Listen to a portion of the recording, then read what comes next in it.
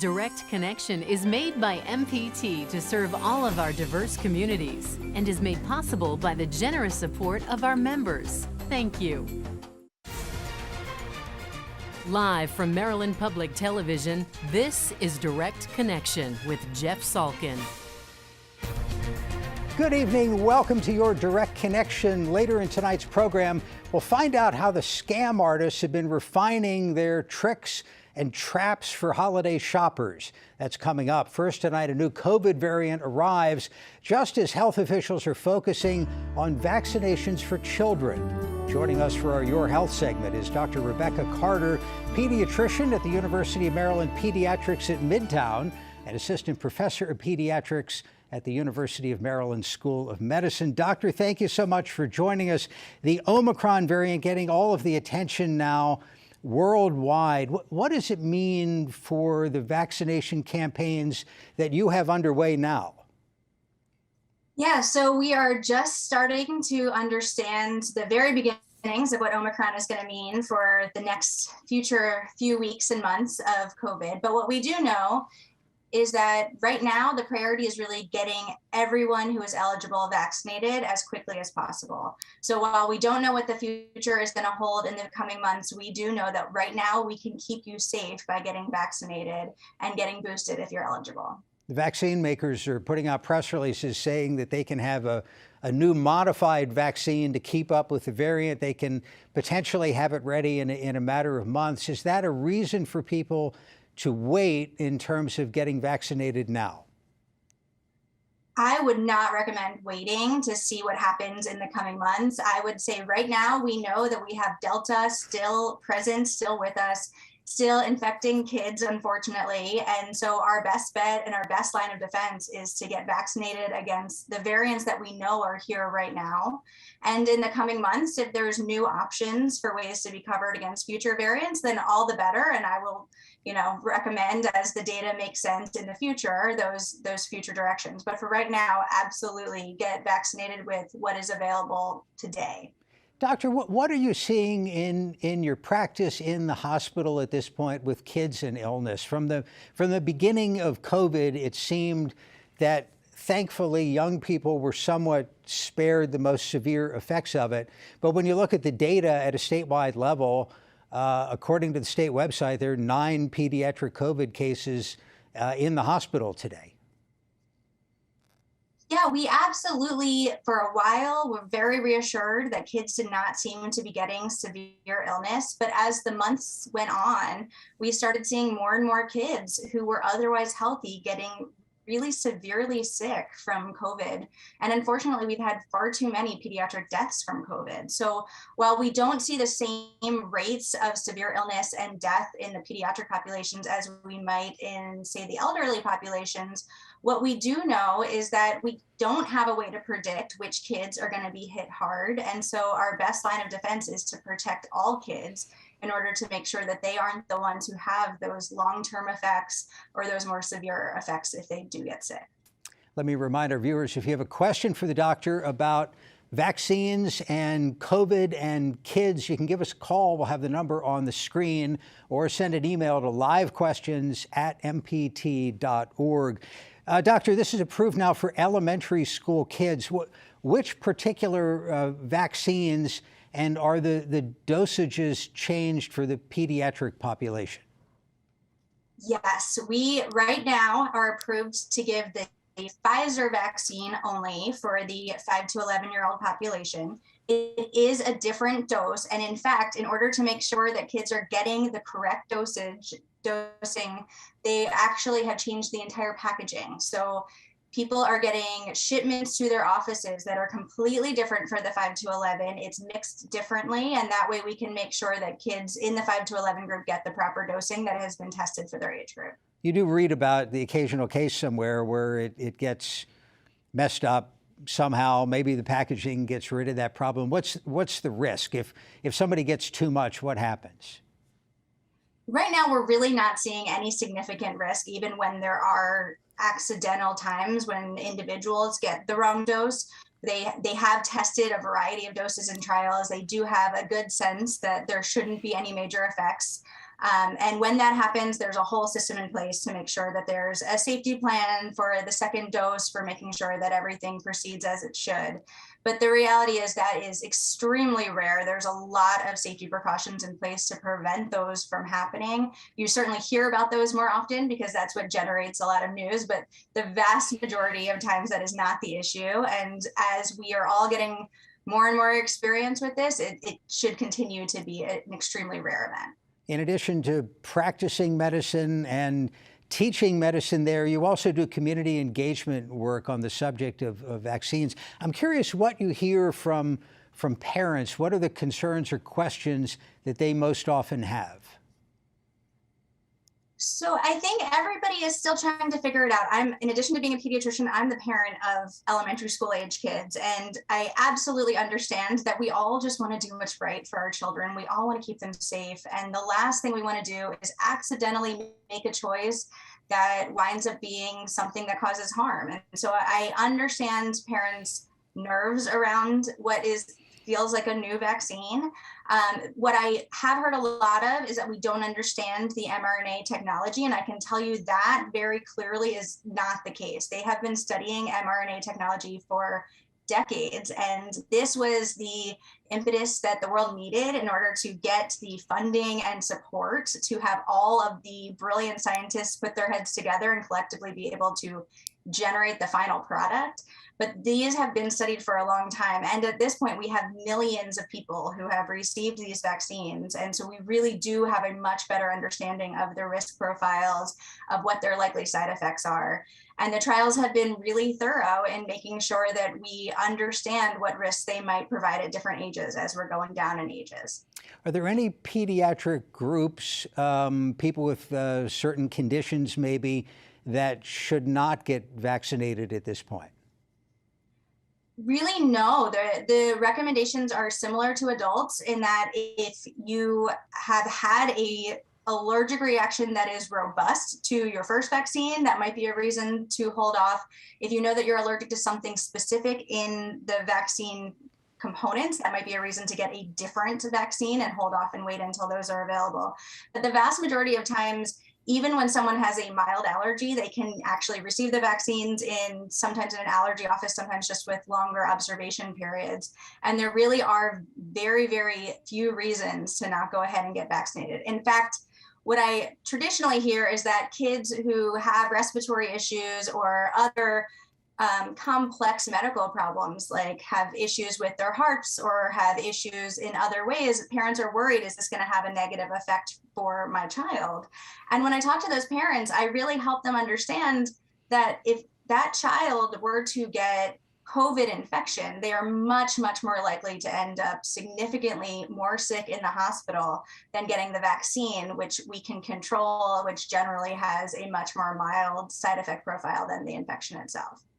Let's talk about needles. Kids aren't particularly fond of needles, I don't think. What are the strategies, the strategies that you use to deal with that?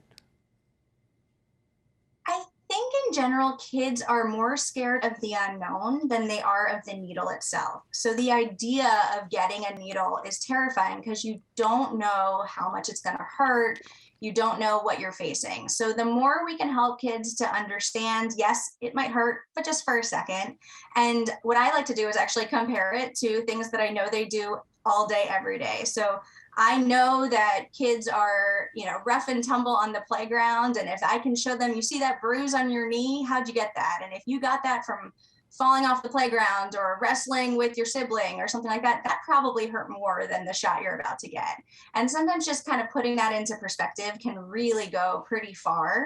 The other thing I recommend is, not lying to them, but you don't have to talk about it for weeks at a time. You want to tell them, yes, you're getting the shot, and make it that they're, the superhero of the day for going and getting their vaccine and protecting themselves and protecting their community. But you don't have to spend all day, every day kind of giving into the conversations about if it's going to hurt and things like that, because that only lets them somewhat dwell on it longer than they need to. Are there any special considerations for kids who maybe have special needs, sensory kind of issues? I'm so glad you asked that. I absolutely think that if you know that your child has increased sensory sensitivities or any other concerns and you're worried about going into a larger setting, I would recommend reaching out to your pediatrician. If they're offering the vaccine, that might be one opportunity to receive the vaccine in a more private area, in a trusted space, with people who might be more used to knowing how to navigate your specific child's needs. But if you are going to a place like a larger vaccine clinic, just let the person that's registering you know that you have a specific need. Almost every site I've heard of has some space where people can go, and especially children who have any increased sensory needs can often go to a private room or a private area, and it just might help to decrease some of that overload that a lot of kids might be experiencing in those settings. Are you seeing anything in terms of flu season? It's early, it's still November. But, you know, there's a big push, annual push for flu vaccines. Are you trying to combine COVID and flu shots? Absolutely. We know that flu has the potential to be bad this year. We also know that in general, the more viruses that are circulating, the more risk any particular child might have if they were to get a COVID infection. So we would love to make the flu season as little spread as possible this year. And the best way to do that is to get protected with your flu shot. We do know that it is safe to get both the COVID vaccine and your flu shot at the same time. There are no indications to wait to do one and then the other. You can absolutely get them simultaneously on the same day. And I would recommend getting your flu shot as soon as possible before we start seeing more flu circulating in the area, because that will be the best way to protect against the flu while we're also keeping an eye on how COVID goes over the winter. Do kids in this age group need more than one shot? So I needed 2 doses plus a booster. For kids now, are we just talking about one? So with the Pfizer vaccines, it's still going to be 2 doses, at least 3 weeks apart. Right now, I'm recommending that we stick with those schedules of that 3 to 4 weeks, because we really do want to get that second dose in, because you're really not fully protected until 2 weeks after that second dose. We do not yet have information about whether kids are going to need boosters down the line. Many other vaccines have a version of a booster series. And so while it wouldn't surprise me if that's something that over time winds up being needed, there's no data right now to tell us exactly when or if kids will definitively need a booster shot. Our thanks to Dr. Rebecca Carter, pediatrician, University of Maryland Pediatrics at Midtown, and assistant professor at the University of Maryland School of Medicine. Doctor, thank you so much. Thank you. Thanks for having me. Now defending against the dark arts of holiday scammers, we spoke with Clay Campbell, Director of Marketing for the BBB of Greater Maryland. Clay, thank you for joining us. Let's start with Cyber Monday, which is obviously entirely online, so it's open to all of those online scams. Yeah, Cyber Monday scams, they're tricky and they're so prevalent that it's really just a matter of time until you come across one. I'm not sure if you've seen a suspicious ad yet, Jeff, but I was just sent an email this weekend, and it was so tempting to click on it because it was advertising a video game console that was impossible to find. And that's one of the common ways that scammers are getting our attention. They know the popular, hard to find gifts, and they'll send an email saying, you know, the item is in stock, but only for a limited amount of time. And they might offer it for a really low price, but that pricing should be a really big red flag. That suspicious pricing should set off the alarms. So that's just one of the more common Cyber Monday problems is phishing emails, a scan that looks like it's coming from a legitimate sender, and the email might link to it looks like a legitimate website, but they're not. All right, so if you had fallen for that, which working for the Better Business Bureau, nobody ever falls for anything, of course, what would have happened? How would it have proceeded from there? Right, so it was actually asking for a Gmail login, email address and password. So they would have had access to stuff that I had in the cloud.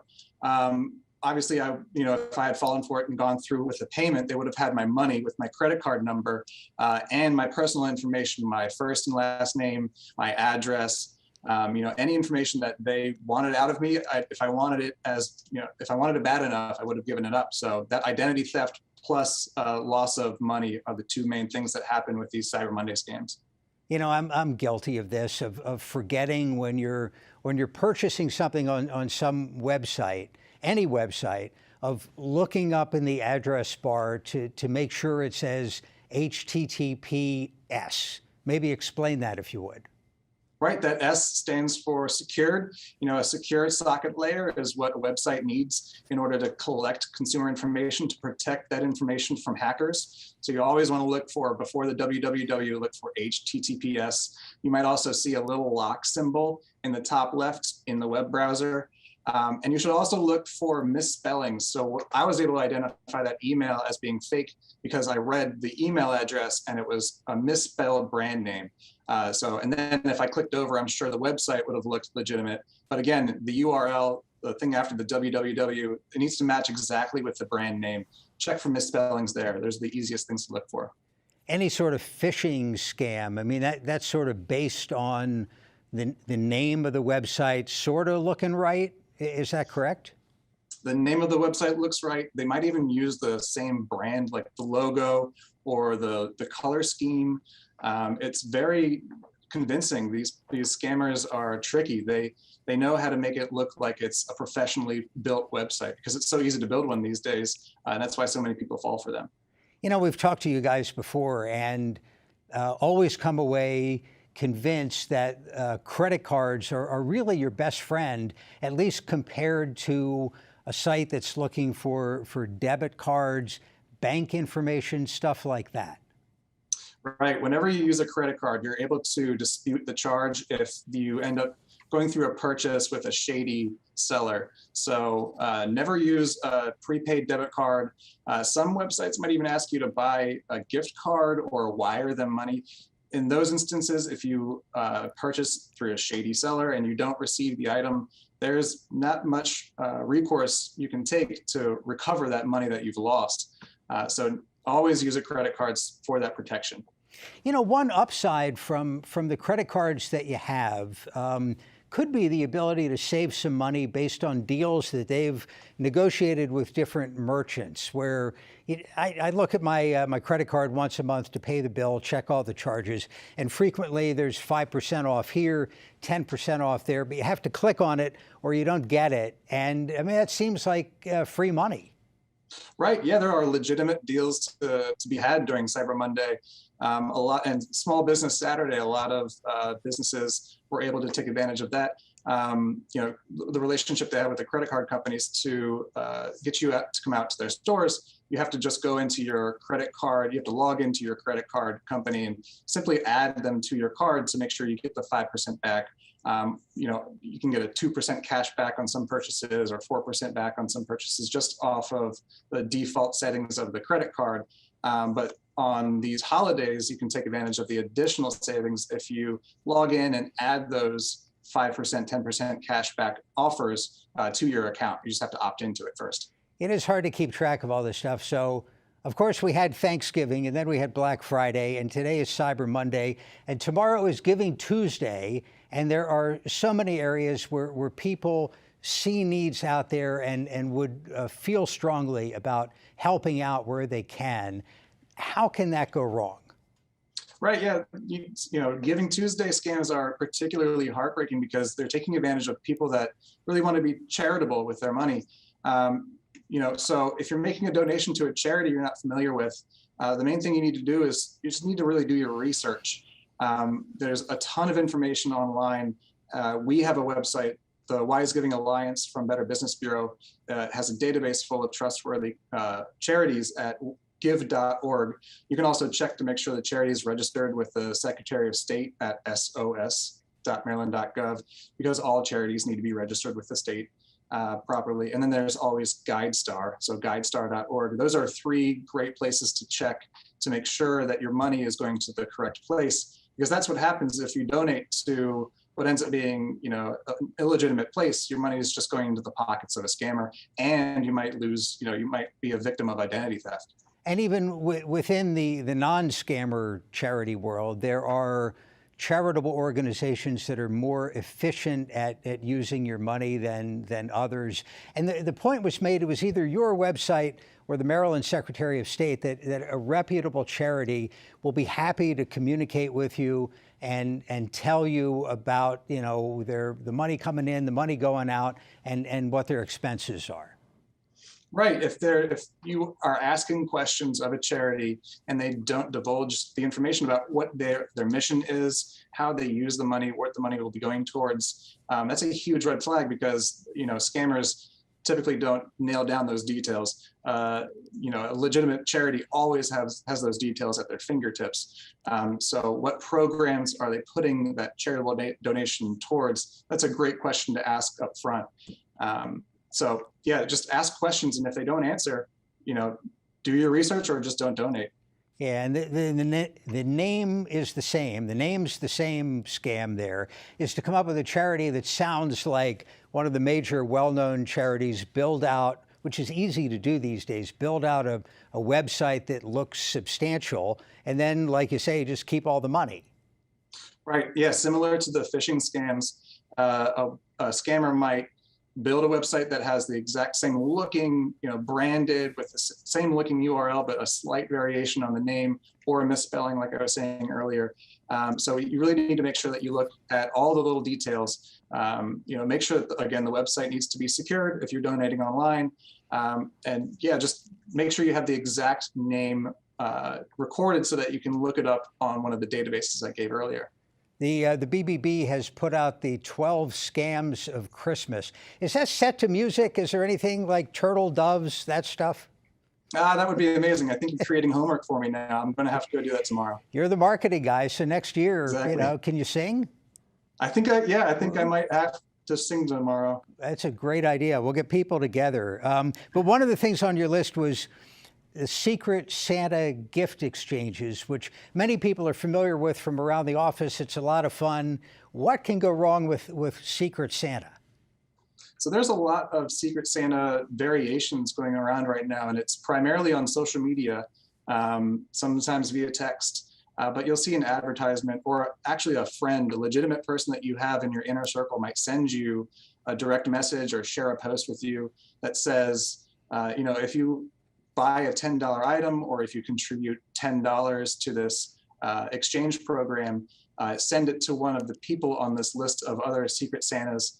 Last year was actually referred to as Secret Sister program. This year we've seen it as Secret Santa Dog gift exchange. If you are added to this list, you're promised to receive gifts in exchange. But if you really look at it hard, it's a pyramid scheme. So you probably won't see a return on that. Even if it's a modest investment, you're probably not going to see a return on that. Especially, what happens is people stop buying into it, and then there's hundreds of people left out there that never saw a gift in return for their investment. How do you think about what our attitude ought to be this time of year? It's a festive season. Everybody's in a giving mood. You need to be a little bit skeptical without being a total Grinch, right? Right. Yeah. Skeptical optimism is, I think, how I'm living these days. It's being an educated, savvy consumer to the point that I feel comfortable knowing that the purchases I'm making are good purchases because I have the information that I need in front of me. So yeah, skeptical optimism. That's what I would. That's good. Yeah, I don't believe anything. I mean, you gotta prove it. And when you get some of the emails I've seen recently, the thing where, all right, we've now shipped your flat screen television that you didn't order, but they're trying to get you to log in and supply your credit card information. It's easy to see how somebody who is alarmed by that would maybe forget their skepticism for a minute. Right, especially if it looks like it's something that you might have purchased for a friend or a loved one, or even sometimes these, charity scams use that tactic as well. They might say, "Thank you for donating. Would you like to donate again?" You might not have donated in the first place, but they assume that you might fall for it if they sound familiar, or if they sound like something that you might have interacted with in the past. So a lot of these, marketing tactics that these scammers are taking, these scammers are really evolving into the new era of marketing. They're always a step ahead. And before we go, the last thing I wanted to bring up, this is the most Grinch-like thing out there, or it makes the top 10 anyway. The idea of sending out greeting cards that you have to click on, and in clicking on it, something bad could happen. Yeah, whenever you click on a link, you're exposing your device. If it's your phone or if it's your laptop or your desktop, you're exposing that device to whatever that link is, pointing out to. It could be a file that could download malware on your computer. It could be something as erroneous as some spam email. A thing that could invade your contact list to send to all of your contacts, spam email. So whenever you are, in receipt of one of those kinds of emails, I always look up the email address. I search online. I just copy paste the email address and see if anybody else has interacted with that email address before. So I would do your research before you click on any links within an email like that. Clay Campbell of the Better Business Bureau. Clay, thank you very much. Happy holidays, and let's all be careful out there. Thank you so much. That is Direct Connection for this week. We're back Friday with State Circle and a preview of next week's special session of the General Assembly. Join us Friday at 7. Now, for all of us at MPT, thanks for watching Direct Connection, and have a good night.